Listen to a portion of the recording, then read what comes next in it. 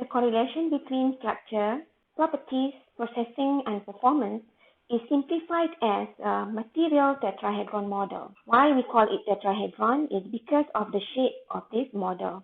Okay, next is on the processing. Processing is where the materials are made, how the compound of elements is synthesized, how a bulk material is produced, and how different material is integrated. There are various parameters that can be set in a processing, such as the energy used during the process, whether it is by heating, cooling, radiation, and so on, and for how long the material is experiencing the process, as well as what is the type of stresses that subjected to the materials during the process. These parameters will indicate the properties that can be observed in materials. For example, during the processing of metal, we can have one type which is hot rolling process and another type we call it cold rolling process. Both of these hot and cold rolling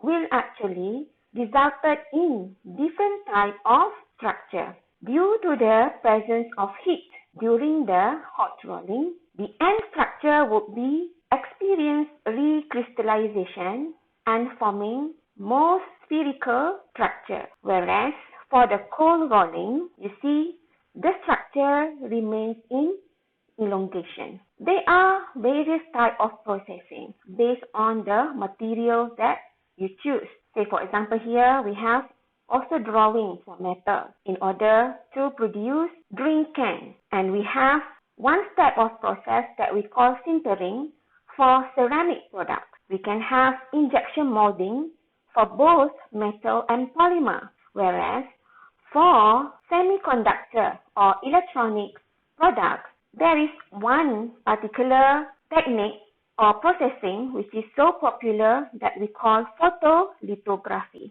It's like you are performing printing but using photon. Okay. The properties of a material could be altered or changed by the suitable process as well as the suitable parameters. For example, here we have heat treatment. When you have a metal, after you actually form the metal into shape, you can subject the metal to what we call heat treatment. As you observe here, this one is the metal which experienced cold roll. As I mentioned, it has elongated grains, right?